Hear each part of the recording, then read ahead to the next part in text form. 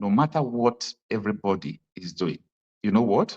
The liberation of the people will boils down to individual effort to defend him or herself. And that is why we always advocate for people to make sure that they become the police of themselves, like you become a vigilante for your family, for yourself. I think that is one of the most game-changing thing that we have seen so far. So we are always going to go down to the root to understanding what is actually going on. So stay with me, and let us start by taking you back to understanding what is actually going on in Nigeria. Why is Boko Haram continue to fight persistently? What is the essence of the bandits? What is the essence of the ISWAP? The benefits, until people go to the genesis of the insecurity, we will not have a solution. That is the genesis of the insecurity in Nigeria. It started. I keep quoting. I've quoted it so many times. Others have also quoted it, not me alone.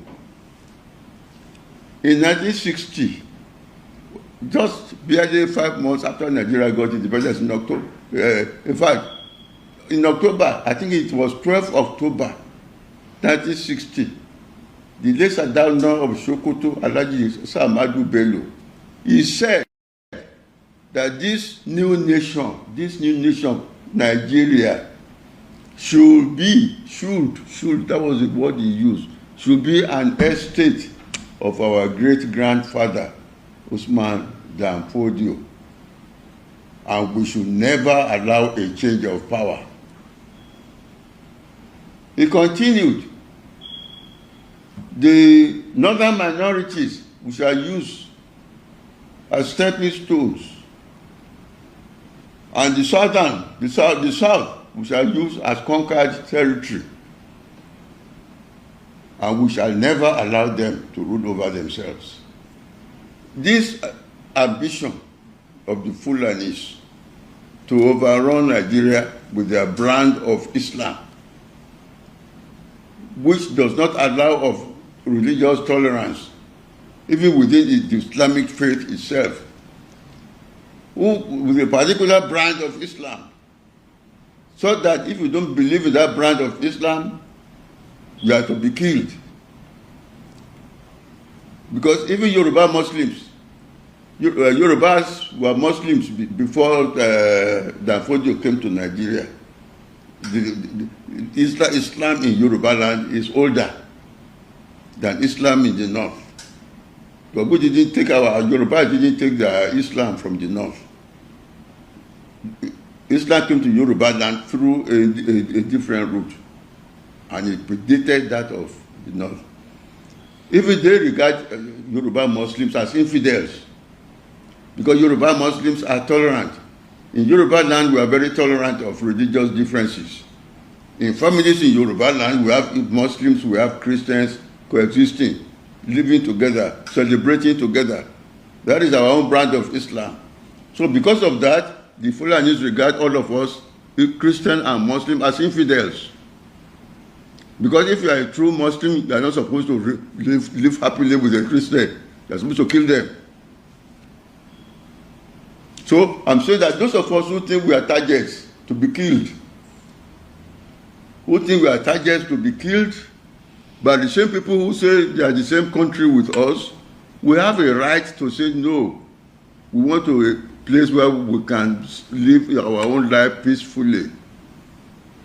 Where we can live our own life peacefully without being afraid to go to bed at night, that some people might come and burn our villages and kill us and rape our women.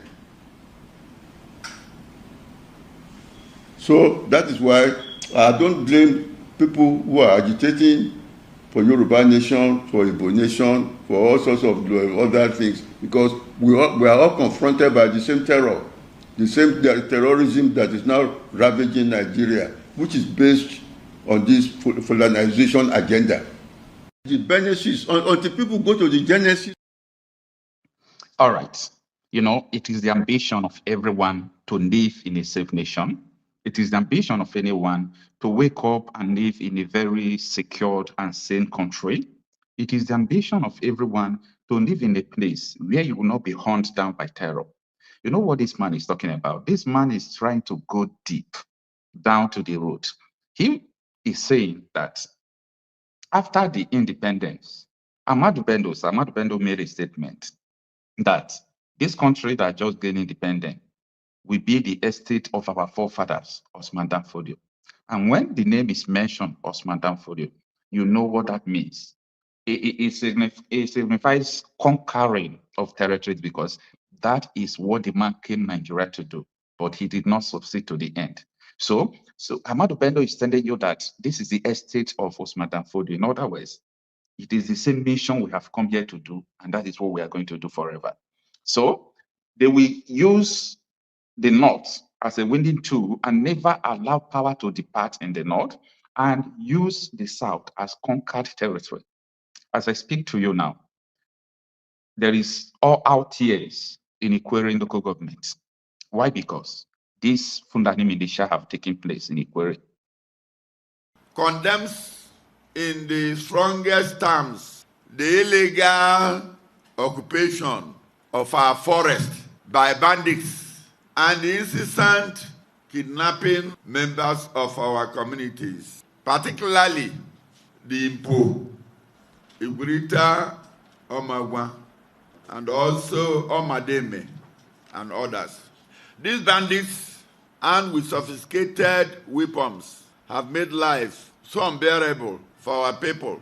Perhaps more disturbing is the fact that these communities constitute the host communities to the international airport.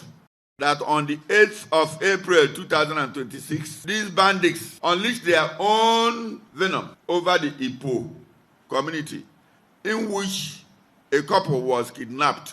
Efforts by the local vigilante was unsuccessful, as the bandits, numbering over 200, overpowered the local vigilante through its superior firepower, and unfortunately abducted the head of the vigilante group, one Mr. Collins.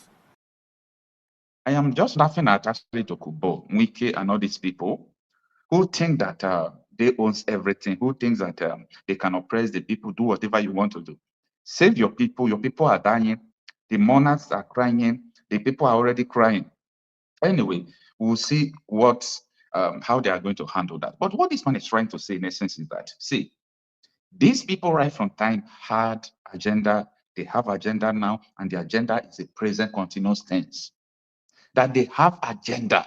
The agenda is not just today's agenda. And that is why you see that they have neutralized the tension of insecurity into the people. They have psycho-conditioned people to believe that, oh, all these things are normal, all these things are normal. It doesn't matter. So even though you are being killed, even though they are terrorizing you, it's a normal thing. Don't worry. The federal government is fighting in. We need more recruitment. We do the like. Talking to people who don't have sense or what. For over 2 decades, these people have been conquering, moving. They are already in Port Harcourt now. They are already in Oyo, Osun, all those Yoruba side, Enugu and Port Harcourt. Look at where Port Harcourt is. Look at where Enugu is. Enugu and Port Harcourt. I'm not talking about people who have infiltrated in Abia, Imo, all those places. I'm talking about where these people are establishing cells now, all over the place. And some people are still yet to understand what is actually happening. So, well, no matter how you put it, it's a sectarian feeling. It's a sectarian violence. So it is tied to religion. It is tied to ideology that Sharia is going to prevail. And this man made mention of their brand of Islam. You know, they used to deceive many people that, oh, Muslims are still dying. As Christians are dying, Muslims are dying, everybody is dying. Well, that narrative seems to be true, right? But that is the Muslims who are not having the kind of, let me say, Islam that they have.